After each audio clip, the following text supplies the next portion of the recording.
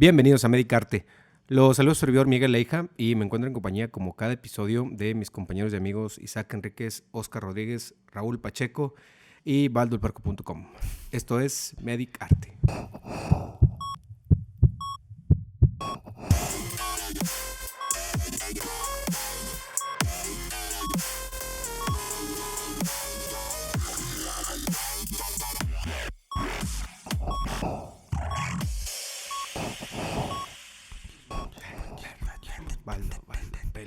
Bueno.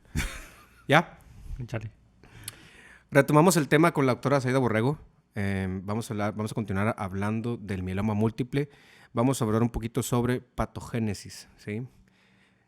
No hay causa conocida, doctora, pero existe una proliferación o un aumento en la producción como tal de las células plasmáticas que ya mencionó usted. Y se ha determinado la participación de varios factores. Uno de ellos es el inhibidor de la diferenciación de osteoblastos, que es el DKK1, relacionado con lesiones líticas. No me vean así. No. Así se lo llama. dice. No me vean así. Se llama. Luego metiéndote en política, chico. Sí, o sea, ahorita la doctora Zaida va a hablar en español de qué es lo que pasa. Entonces, hay otras cosas que es translocaciones en cromosomas, uno de los cuales también es el cromosoma 13, y algunas mutaciones que están en el KRAS P53 y alteración de la regulación del MYC. Entonces, no creo que meterme más cosas, la verdad. Sí, es que te lo juro, fue lo que les comenté. La verdad, meterme con temas de hematología está bien cabrón. Mis respetos para ellos y sus células, porque está bien cabrón. Entonces, doctora, hasta aquí de patogénesis, algo digerible, porque la verdad yo no puedo explicar algo tan complejo. Usted que tiene más experiencia que nosotros, algo de patogénesis de cómo se desarrolla la enfermedad. ¿Cómo se lo explica a la persona que lo tiene? ¿Cómo le explica al imbécil que tiene aquí enfrente para entender mejor la enfermedad? Menos mal que dijiste que el que tiene aquí enfrente. Porque el paciente, güey. Sí, por un momento tuve ese temor. No. A ver, doctora. Sí, pues generalmente es una célula tumoral como cualquier otra. Entonces va a ir adquiriendo características de malignidad que le van a favorecer, por así decirlo, que burle o los mecanismos internos que tiene el cuerpo de proteger o de depurar esas células malignas. Entonces, a lo mejor hablar del gen RAS o los ligandos, etcétera, eso es lo que suena complejo. Pero en sí es una célula que va a tener supervivencia, va a librar lo que es la apoptosis, porque va a generar mecanismos que no le permitan destruirse. ¿Qué es la apoptosis? La destrucción de las células. La muerte programada. Muerte celular programada. O sea, la célula se muere por viejita. Todas las células por tienen... viejita, ¿no? Sí, exacto. Todas las células es como las personas. Tienen una especie de... Reloj interno. Que hace que nazcan, crezcan, se reproduzcan, hagan su función y fallezcan o se mueran. Y hay un sistema de depuración normal dentro del sistema inmunológico, que todas esas celulitas que van muriendo las van agarrando y se van llevando. Sin embargo, estas células tumorales sufren las mutaciones y entonces evitan la muerte celular programada. Y nacen, crecen, se reproducen, se vuelven Mumra, siguen viviendo, siguen reproduciéndose, siguen haciéndose más. Y siguen produciendo sustancias, en este caso las proteínas o inmunoglobulinas, que no se necesitan. Y eso es lo que lleva al desbalance dentro del sistema inmunológico y genera los síntomas que vamos a ver más adelante. Y entonces, como son inmortales, se reproducen. Así es. Bueno, y ahí entra el otro problema. Son inmortales, pero no tan solo se queda una celulita inmortal, sino que esa celulita inmortal se va duplicando y se va replicando. Inmortales. Entonces, una celulita, que eso es lo que puede explicar también la formación de los plasmocitomas, una celulita muta, se empiezan a dividir y va generando ese acúmulo de células plasmáticas, que en algún momento se puede diferenciar en todos los tipos que hemos estado platicando ahorita, ¿no? O sea, tienes a Highlander y a la esposa de Highlander y hacen Highlandercitos. Y muchos Highlandercitos. Y esos a su vez se siguen reproduciendo y haciendo más y más y más. Y esos siguen haciendo sus funciones, pero además siguen haciendo más células que no se van a morir y que siguen produciendo proteínas. Aunque no sea más necesario. células. Ya independientemente si son necesarias o no son necesarias, exactamente.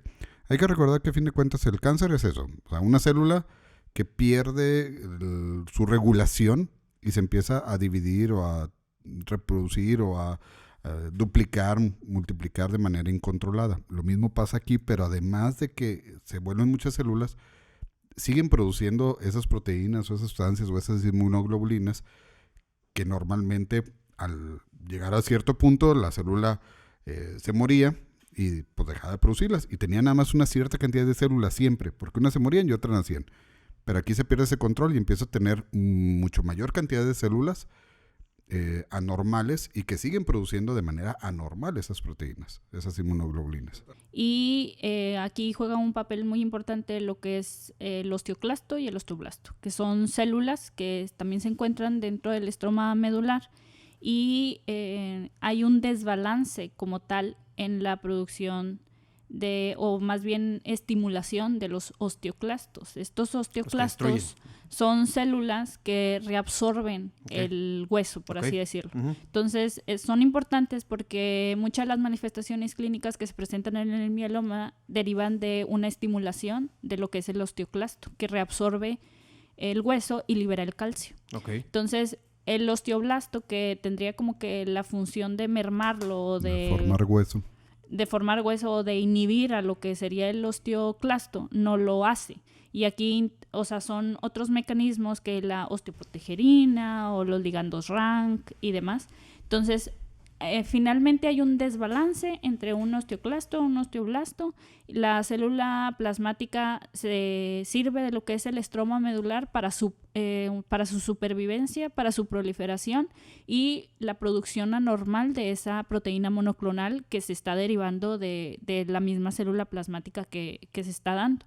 Entonces, a nivel medular, como la célula plasmática es la que está proliferando además, va a sustituir a las células normales, porque recordemos, la médula ósea es el sitio de producción de las demás células sanguíneas, hablando de plaquetas o de glóbulos rojos o el resto de los leucocitos.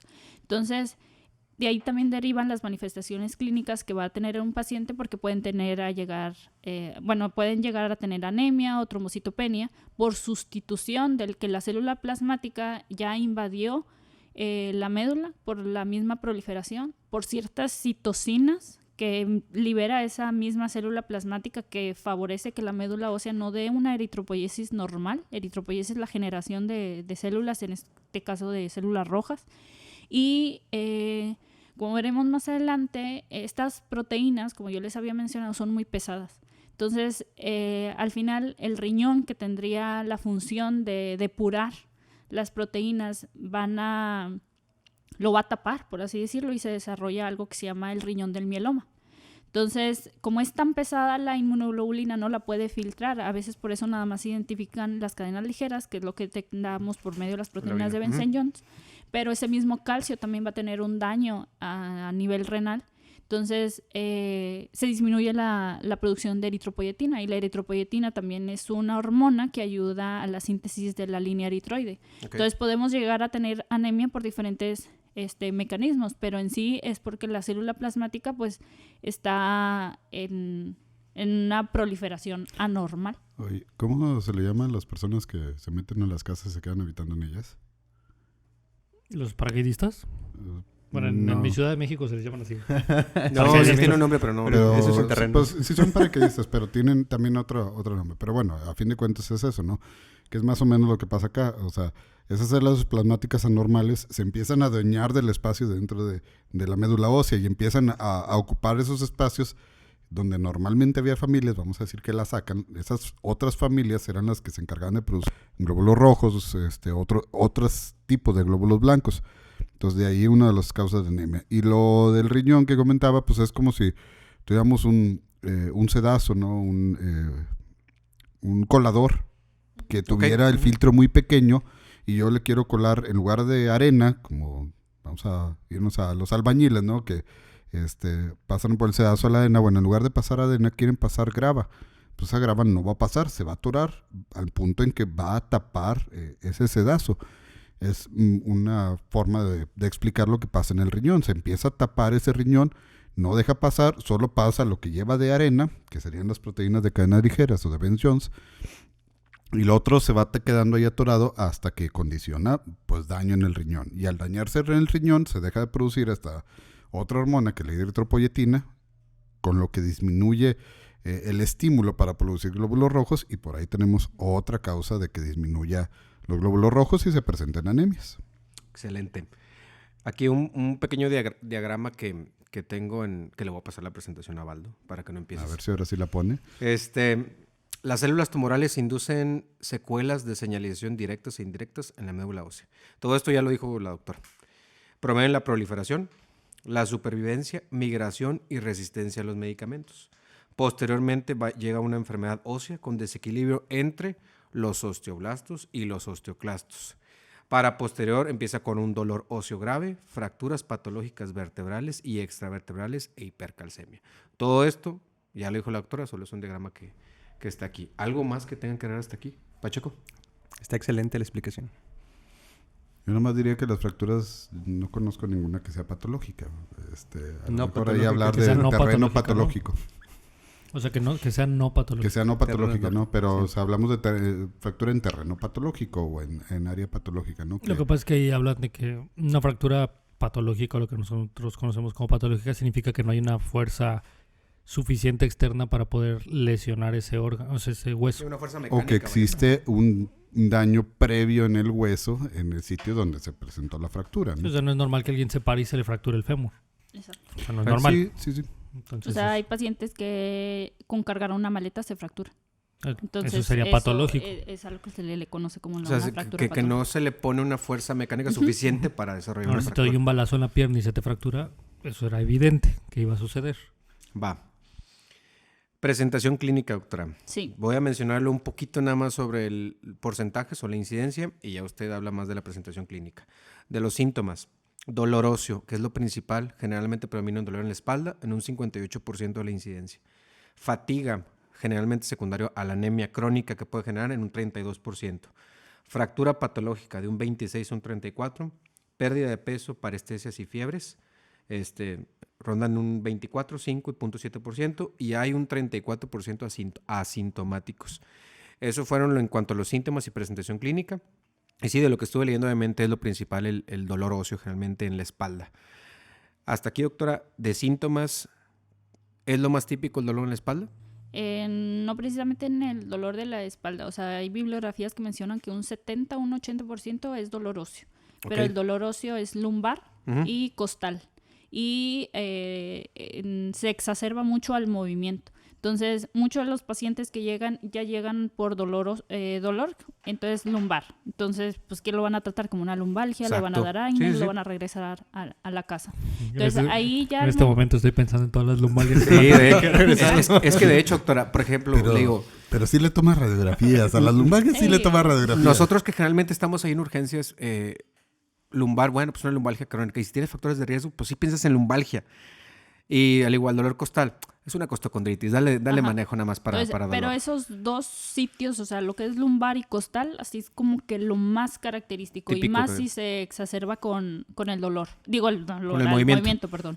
Entonces, en cuanto a las manifestaciones clínicas de anemia, debilidad, cansancio y fatiga, sí es alrededor del 30%.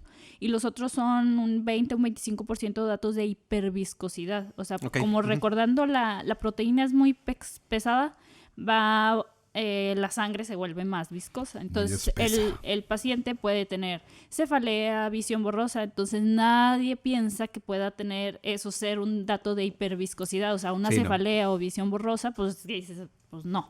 En Migraña. ellos, en ellos O se eso aplica, en ellos se aplica lo que son de sangre pesada. No. Así que Bueno, nadie es piensa, pesa. yo así como que... Migraña. O sea, tú piensas que es migraña y aparte si llega 3, 4, 5 veces con dolor lumbar, dices es una lumbalgia crónica, Ajá. mecanopostural y pues... Y si llega más de eso, piensas que ya O, que está buscando la incapacidad. Exactamente. O parestesias, o sea, esa es otra de las manifestaciones clínicas que empiezan a tener, y eso sí es más de predominio en extremidades inferiores. Pero ahí a lo mejor conjuntando los varios cosillas o de tiempo de evolución ya de más de 6 meses o un año, ya a lo mejor sí convendría como que enfocarse y empezarle a buscar o sea, más cosas. Más datos, vaya. Aquí lo que también mi duda es, como a Pacheco también le pregunté en cuanto a enfermedades reumatológicas, tiempo estimado de que llegue con usted un probable, pensando en mieloma múltiple, más o menos cuánto. Porque la verdad, en lo personal, yo nunca pienso así de que, es un mieloma. A menos de que tenga el calcio en 20. Que le Sí, tomes. güey, pues, obviamente, o que está anémico con dolor lumbar. Piensas que tienes hiperparatiroidismo, ¿no? Ajá, Pero más o menos que usted diga, no, pues sabes que más o menos me llegan en 6, en un año. Un año. Generalmente ya al hacer el interrogatorio, el paciente llevaba un año con visitas a trauma, Con lumbalgias crónicas. con anemias de larga evolución, o inclusive ya pacientes dializados o hemodializados que ya los ves, dice... Que no era por hipertensión y por diabetes, que empezó con falla renal. Que el nefro dice, caray, pues ya lo hemodialicé, pero tenía 50 años sin factores de riesgo y el calcio sigue elevado y sigue con mucha anemia y le doy la eritropoyetina y no le funciona y pues como que valoración hemato. O sea, sinceramente, le llegan pacientes ya empinados. Sí. O sea, ya en un año... Sí. Sí, o sea, es raro que me llegue. O sea, como que la insistencia en hacer, o sea, de que la gente piense en mieloma es porque son datos así como muy simples, pero a lo mejor conjuntándolos y viendo la biometría hemática, o sea, con una simple biometría hemática o con una química sanguínea, con los PFHs, de ahí podemos encontrar o sospechar en el mieloma. ¿Y tiene alguna característica la anemia o es normo? Sí, tiene una característica. ¿Va a cortar o no? ¿Cuál es? Pues ya ve, doctora. Ya está entendiendo la desesperación mía. Bueno, no, sí, la anemia es característica, es normo. O sea, una anemia microcítica no hay que pensar en mieloma múltiple. Eso es deficiencia de hierro en un 70, un 80, 90%. Entonces, es una anemia normocítica y muy característica a veces macrocítica. Y generalmente son hemoglobinas menos de 9. Okay. Entonces, al hacer ahí la revisión de la biometría, es raro que encontremos una pancitopenia. O sea, lo más común es que tengamos la anemia pura como tal. O tengamos algo de trombocitopenia, pero va a ser una trombocitopenia también muy leve. Rara vez va a ser menos de 100,000. A lo mejor vamos a tener 110, 120. Entonces, ahí es o anemia pura o una bicitopenia, pero a expensas de trombocitopenia, y aún así la trombocitopenia no es una trombocitopenia muy marcada. Entonces, eso es en cuanto a la biometría hemática. Luego pedimos un examen de electrolitos séricos completos, porque lo más común es que siempre pidan sodio, potasio y cloro. Uh-huh. Se acabó. Nadie piensa en el fósforo ni en el calcio. ¿Para qué sirven eso? Entonces, la hipercalcemia también tiene muchas manifestaciones clínicas como tal, sí, que a veces ni siquiera la sospechan. Cardio. Entonces, el calcio también es importante. ¿Cuándo vamos a pensar que pueda tratarse una hipercalcemia? Es más de 11.5. Entonces, desde ahí aguas con el calcio. Y un calcio corregido por albúmina. Uh-huh. Entonces, hacer también la química sanguínea para ver la creatinina. Ahí se ha visto que cuando se afecta ya el riñón son creatininas mayor de 2 o depuraciones menores de 60. Bueno, y por ejemplo... Bueno, espérame, doctora, porque ya sabe que me está dando córtale, perro. Vamos a una pausa. Ya conocí el necio. Está interesante, güey. Está bien cabrón el tema. Esto es Medicarte. Esto es Medicarte. Medicarte. Pero sigues, ¿no? Seguimos. Corte.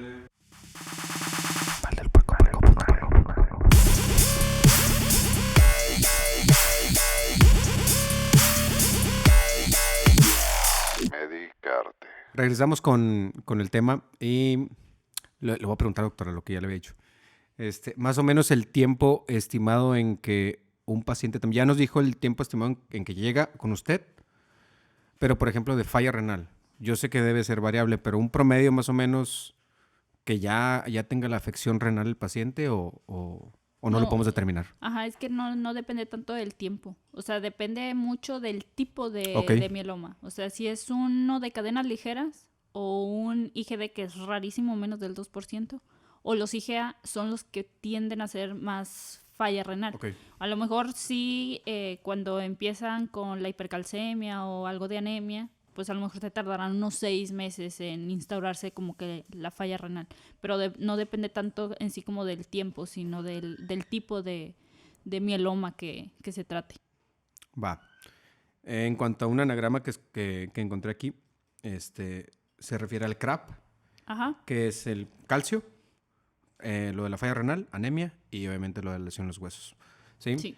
Entonces, eso es sencillo, que en urgencias no lo sigamos, pero es sencillo. Quisiera que nos ayudara para dar un panorama en cuanto a un paciente, no nada más en urgencias, en cualquier servicio, pero que tuviéramos la idea de que se pudiera tratar de un mieloma múltiple, porque sinceramente es difícil, en verdad, bueno, al menos ahorita que nos está iluminando, pero quisiera que explicara cómo imaginarnos un paciente típico o sospechar del mieloma múltiple tanto acá con medio hospitalario como obviamente como igual y familiares o no en medio hospitalario. ¿Cómo lo escribiría usted? O sea, el paciente clásico, basándonos en estadísticas y demás, sería un paciente masculino, alrededor de los 50 años de edad, con dolor lumbar o costal, que pueda referir a lo mejor algo de cefalea, visión borrosa, parestesis en manos, debilidad, cansancio. La fiebre no es tan característica en los pacientes con mieloma, a diferencia de los linfomas, que es como parte de los síntomas B. O sea, en el mieloma es menos del 1%. Ahora, infecciones de repetición tampoco. Por ejemplo, en los linfomas o en las leucemias, como que infecciones de repetición es muy común. En el mieloma no. Como tal, o sea, las manifestaciones de síndrome anémico, ya cuando hay una hemoglobina menor de 9. Y le digo, el dolor ahí costal. Entonces, ya al hacer o solicitar los estudios, ahí pues hay que incluir también los estudios de imagen. Ahorita pues nada más mencionamos que la BH, la química, los electrolitos. Pero en los estudios de imagen también tenemos mucho problema en la calidad de imagen que a veces nos dan en radiografías, por ejemplo.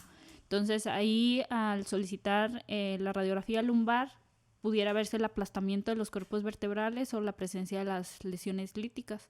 Y haciendo más acuciosos, si pedimos una serie ósea metastásica, pues ahí sí nos van a tomar la de cráneo, que la lateral es como que la más... representativa. Sí, por la aparición de los sacavocados, lesiones en sacavocado, que son lesiones líticas. Pero en sí, en general, esa sería como que la presentación. Alguien que llegue con manifestaciones clínicas de síndrome anémico, más el dolor óseo referido tanto más a nivel lumbar y costal. En la falla renal, que sí está presente en un 20 o un 25%, pues a lo mejor algo de edema, el tinte medio que van agarrando a veces los pacientes renales. Grisáceo. Pues sí, es un color rarito. Sí. Un color grisáceo. Y pues ahí le digo ya empezar a solicitar el resto de los estudios o derivarlo a medicina interna, pero pues aún así a medicina interna se le siguen pasando muchos... Mal Pacheco, mal. Muy mal Pacheco, pésimo. Pésimo servicio. Sí, No, o sea, definitivamente es complicado. Ahorita, adelante. hay veces que, bueno, tenido aquí al doctor Pacheco, empiezan a tener valoraciones por lo de la lumbalgia y el dolor costal por sospecha de osteoporosis. Entonces, las osteopenias o la osteoporosis, si no se es muy acucioso, a lo mejor en la búsqueda en las lesiones líticas, a lo mejor pasan desapercibidas, porque ya los nuevos criterios de mieloma definen que aunque haya una lesión lítica más de 5 milímetros, eso ya, o sea, forma parte de los criterios CRAP que ahorita me mencionó. Pero generalmente muchos pacientes se quedan con diagnóstico de osteoporosis. Y así se tratan por mucho tiempo y en general ya estaban empezando con alguna lesión por ahí lítica que ya estaba anunciando ahí que era un mieloma. Que estaba gritando que era mieloma. Pacheco. Sí, yo recuerdo mi primer contacto con un paciente con mieloma fue precisamente una mujer de 70 años, sin ninguna enfermedad conocida. Llegó al servicio de urgencias por dolor óseo. Entonces, sus exámenes, creo que tenía un poco de anemia nada más, no tenía daño renal. Y la paciente dijo, la íbamos a dar de alta, como ya hemos comentado previamente, ¿no? Como yo lo hubiera hecho. Sí, Como yo pero también. la diferencia fue que la paciente no se dejó. Dijo, tengo tanto dolor que no me quiero ir de alta. Necesito que me quiten el dolor y que me hospitalicen para que estudien cuál es el origen del dolor. Y bueno, pues accedimos a su petición. Alguien de 70 años que no tienes el problema de las incapacidades, dices, no tiene una ganancia secundaria. Realmente algo debe de estar pasando. Entonces, curioso como soy, no metiche, curioso, le di seguimiento ya en hospitalización y se determinó precisamente que tenía un mieloma. Otro de los casos que para mí también se me hicieron algo complejo fue un paciente que se quejaba precisamente de dolor en área precordial y que había tenido ya múltiples valoraciones por cardiología pensando que era una cardiopatía isquémica. Entonces alguien lo refiere conmigo y dije yo, bueno, pues también me enseñaron que el que no mete la mano mete la pata, y lo empecé a tocar y resulta que tenía un sitio único de dolor. Le tomo una radiografía y traía ya una fractura. Le hacemos densitometría. Le quebré la costilla. ¿Sí? Un solo sitio de fractura costal. No se quejaba de lumbalgia ni de otra cosa. Se quejaba de astenia y de dolor en área precordial. Densitometría, osteoporosis efectivamente. Y dije, bueno, ¿por qué un varón de 60 y tantos años sin factores de riesgo tiene osteoporosis? Y regresé a mieloma. Y efectivamente se hizo el diagnóstico de mieloma. Entonces son situaciones en las que a veces uno no puede pensar que la forma de presentación es tan simple como lo menciona, es tan simple que a veces no hacemos la conjunción que de esos 3 síntomas, astenia, fatiga, dolor óseo, hipercalcemia, anemia, fracturas, nos puede estar gritando que ya es un mieloma. Bueno, pero igual aquí podríamos considerar eso, ¿no? O sea, paciente con lumbalgia o con dolor costal repetitivo, por arriba de los 50, pues tomarle la VH, y si sale alternaciones en la VH, pues tomarle la lateral de cráneo. O calcio.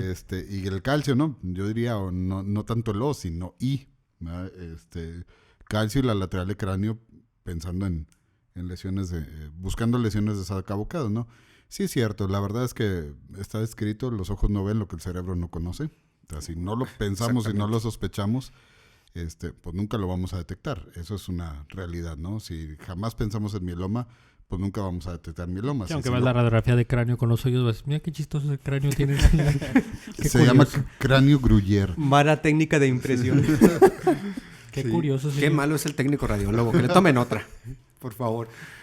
Doctora, en cuanto a diagnóstico, aparte de lo que ya nos comentó, algunas otras pruebas específicas, por ejemplo la de la orina, para diagnóstico de mieloma. En eso no te metas, no me conviene. Va a ser el aspirado de la médula ósea. Okay. El aspirado de médula ósea, nosotros normalmente tenemos células plasmáticas porque forman parte normal en la producción de anticuerpos. Se ha visto que menos del 5%, eso es normal. Ya en el mieloma vamos a encontrar un incremento en 10%, pero la célula plasmática va a tener ciertas características, o sea, ya es una célula plasmática maligna o va a estar medio deforme, a lo mejor hay núcleos, más bien está binucleada, trinucleada o más grandecita de lo normal. Okay. Entonces ya son como que ciertas cosillas ahí finas. Lo más común es que encontremos más del 60% de infiltración. Ya una vez que hacemos el aspirado, más del 60% van a ser células plasmáticas, del conteo que normalmente se da. O sea, por ejemplo, usted con los exámenes que ya nos comentó, biometría, lo de la química, los electrolitos, sus radiografías, y lo complementaría con el aspirado de médula ósea. Como mencionamos hace rato, si conjuntamos lo que el paciente, lo más común es que sea un IgG o un IgA, en un 60 o un 30%, ahí ya tenemos casi un 90%. Entonces, algo que a lo mejor se nos pasa mucho es ver las PFHs. Las PFHs, si nosotros ahí tenemos las proteínas totales. Entonces, las proteínas totales nos cuentan albúmina y globulina. Entonces, nadie le da importancia a las globulinas. Disculpen, pero la neta, ¿a los qué? ¿A las qué? A las globulinas. Entonces, las globulinas son ¿qué? Inmunoglobulinas. Oh. Entonces, son anticuerpos. Apuntando. Entonces, a lo mejor ahí tenemos una relación invertida en la proporción, porque lo más común es que vaya a ser albúmina. Las proteínas totales son expensas de albúmina.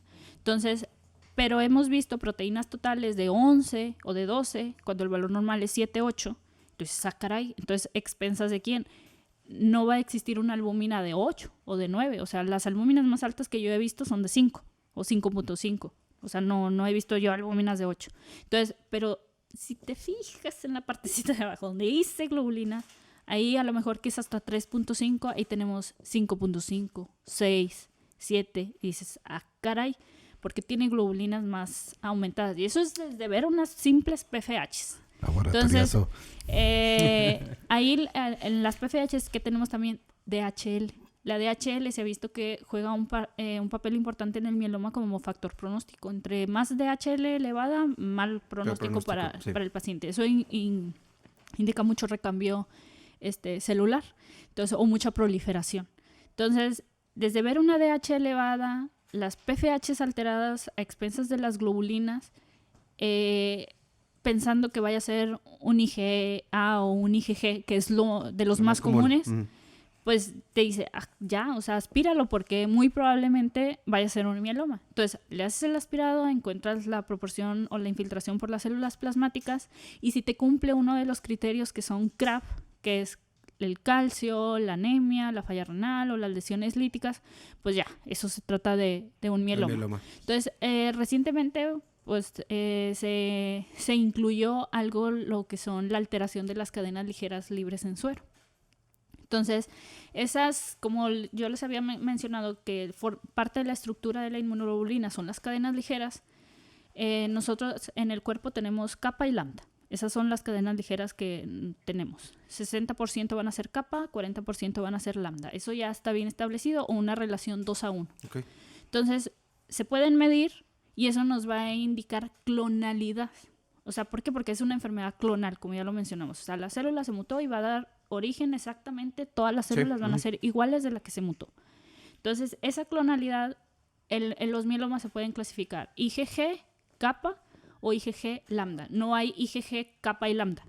No. Pues una o es otra, sí. Exacto. Entonces, ¿es IgA kappa o es IgG, IgA lambda? Entonces, así son todos los mielomas. Entonces, ahora se le da mucha importancia a la determinación de las cadenas ligeras. ¿Por qué? Porque podemos no tener el pico completo o la inmunoglobulina completa, que sería una IgA, una IgG o una IgM. Podemos tener pura proporción de cadenas ligeras.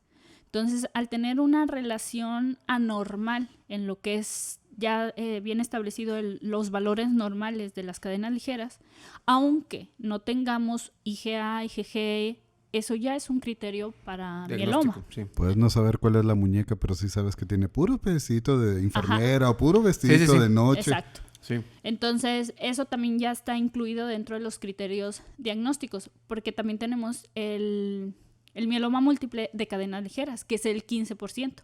Ese no te va a dar globulinas alteradas, ese no te va a dar una IgG alterada, ni una IgA y demás. Ahí va a ser exclusivamente de cadenas ligeras. Entonces, para ese 15% necesitamos la determinación de las cadenas ligeras. Ya una vez que tenemos globulinas altas, pues hay que pedir ahora sí el tipo de inmunoglobulina. Eso sí se hace, se da la cuantificación.